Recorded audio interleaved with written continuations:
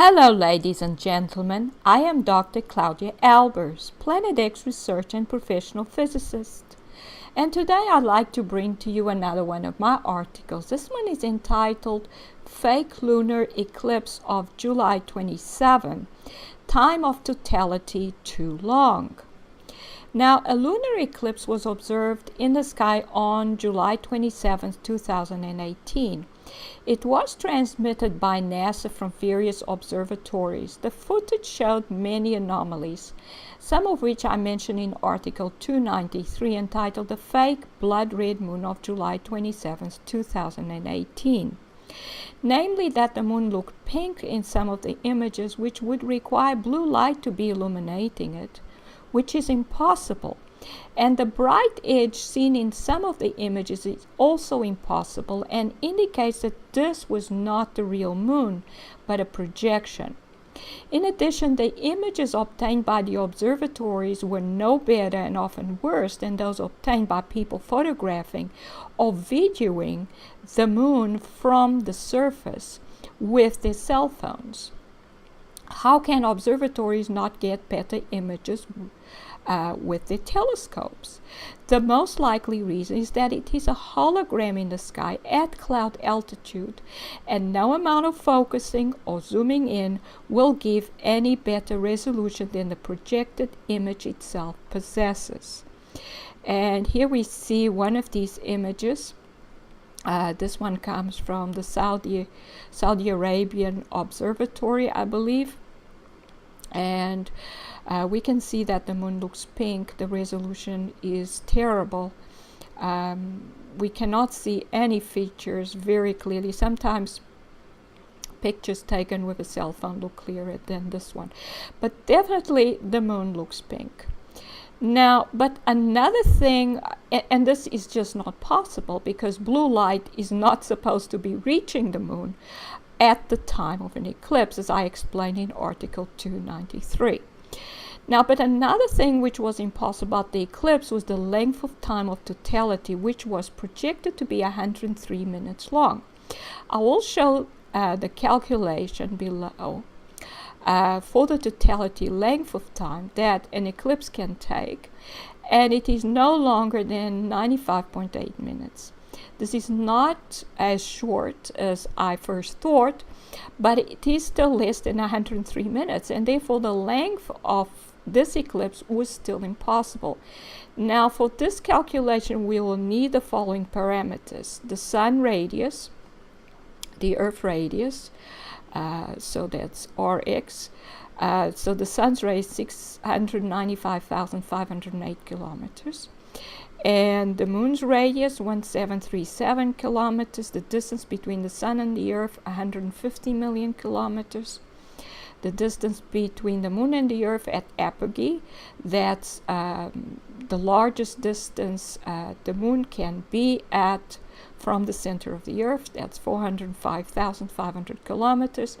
And the distance between the moon and the earth at perigee, so that's the closest position the moon can be in to the surface of the earth, and then the mass of the earth. So we start by calculating the angle associated with the shadow and the distance from the center of the sun to the end of the earth's shadow. We then calculate the horizontal length of the shadow. So if we have the sun here, and this would be the radius of the sun, and so there would be rays of light coming in from the sun, and this then would form the edge of the shadow. So that's the last ray, the angle at which this last ray can reach behind the earth. Anything else below that, or coming from another point between here and there on the sun, will not get through, and that will create a shadow within this region here. So this would be the shadow of the earth there. So we need to know the angle there, so we can find what the angle is here, so we can then find the size of the shadow, which is given by this red line here. So that would be the width of the shadow at the point where the moon is. So we're going to need also the horizontal length of the shadow here, and then the vertical size here. That's actually the length through which the moon will be moving through, and that will create the eclipse or the blood red moon. So we start by calculating this angle. So we need this angle first, and that's quite easy. We have a right angle triangle here. So tan of this angle is opposite over adjacent. So that would be this distance here, RS minus RE. So that's the radius of the sun, which is given by this red arrow here, minus the radius of the Earth. That's this distance here. So if we put in the numbers, those are the numbers there. And then the adjacent length is the distance between the sun and the Earth, which is 150 million kilometers. So from that we can calculate the size of that angle. In radians is 4.594 times 10 to the minus 3. And in degrees is 0.26 degrees. It's a very small angle. Which is why we can just calculate it in radians. Then we need the length, the total, this total length from the center of the sun to this edge here, and we can calculate that from this triangle. It's also a right angle triangle, but now the adjacent length is this distance r, indicated by the blue line here. So we would have opposite, which is the radius of the sun, divided by adjacent, which is r, and then we can solve for r. And it turns out it's 151.4 million kilometers.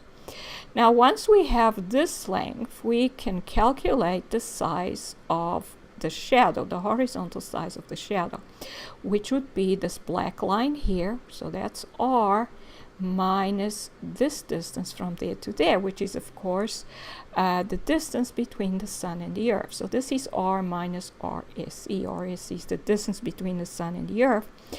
So then we have that as 1.4 times 10 to the 6 kilometers. Then the size of the shadow would be this vertical length, this red line here, and that would be twice this angle, so 2 times theta s, the total angle from here to there, times the distance from here to there where the moon is. We need the size of the shadow here. So we would need to multiply that total angle, 2 theta s times r minus r SE, that's that length, minus this distance here, this red arrow, that is the length between the center of the Earth and the center of the moon, according to where the moon is. So we start with the perigee position. So we place the moon at its perigee orbital radius, so at its perigee position. And we then calculate what that is. R minus RSE is that value.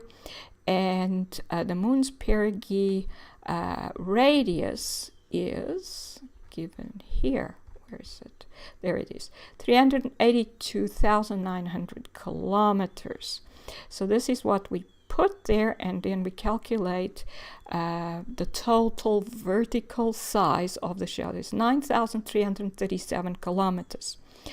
Then to calculate how long it will take for the moon to move through the shadow, we need the speed of the moon at perigee, and that's obtained by the equivalent of Kepler's third law, which comes from Newton's universal law as well, and it's given by this equation: the square root of gm mass of the Earth divided by the distance between the center of the Earth and the moon's position.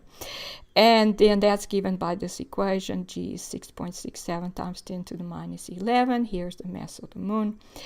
And then the position, it's now in meters because we need to put everything in SI units. And then when this is worked out, we get 1.020 kilometers per second. That would be the speed of the moon at the perigee position. Now, once we have that, all we have to do is find the length through which the moon moves. Now, in order for the moon to be in totality, the whole moon has to be within the shadow. And the moon's position is defined by center of mass, or its center. So that means that the moon has already to have moved this distance from the edge of the shadow to this point. And then it moves to that point, and if it moves any further, it starts to move out of totality. So that means that the moon, in order to be, the whole moon to be in the shadow of the Earth, only needs to move through this distance, which is the vertical size of the shadow minus twice the radius of the moon.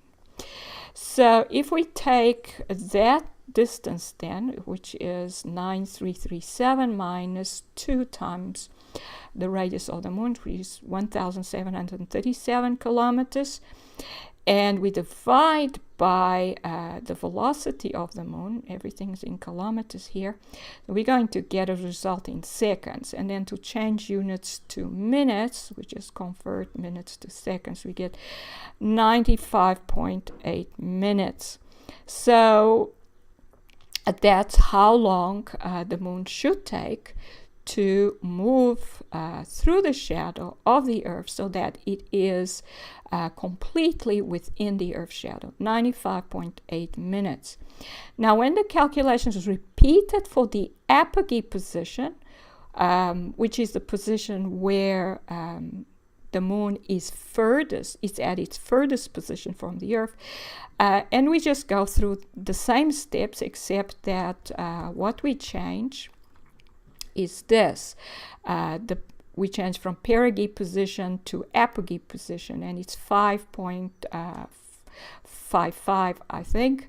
And then we get a different value there. We would also have to calculate the velocity because this would be different.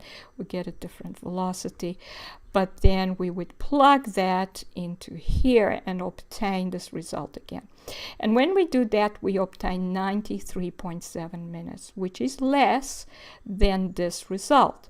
So that means that this result here is the maximum time taken by the moon to move through the Earth's shadow. But the moon was in totality for 103 minutes on July 27, which is impossible unless the moon's orbit has changed. And if that is the case, we should ask what has caused that change. So in conclusion, the maximum totality time for a lunar eclipse is 95.8 minutes. The fact that the lunar eclipse of July 27, 2018 was 103 minutes long would indicate that the moon's orbit has changed and that therefore something fundamental has changed about the Earth. And there are the references. This is Dr. Claudia Albers, Planet X physicist. Thank you for watching.